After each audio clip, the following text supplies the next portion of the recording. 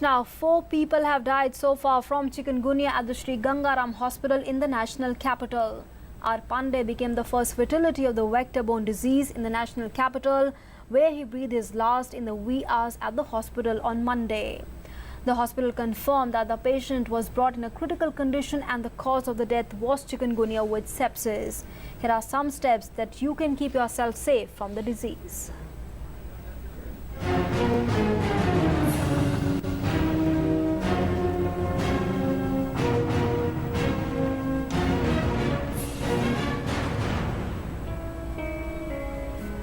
Chikungunya and dengue are viral diseases that are spread through the bite of an infected mosquito, after which person may have high-grade fever, severe body ache, rashes on the body and some other symptoms.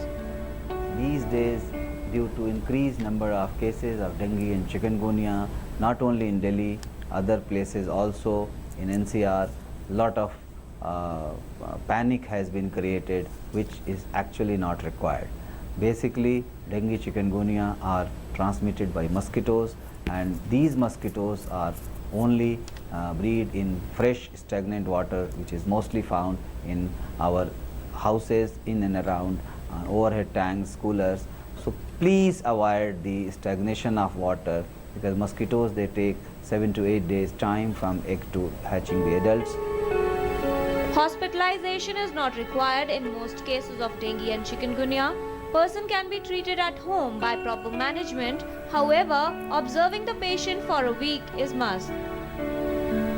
Fogging is done in any of the time which is not required. It should be done only in the dawn and dusk period when mosquitoes are swarming. Within 7 days, you must clear the water and scrap it, rub it properly so that the laid eggs are also washed off.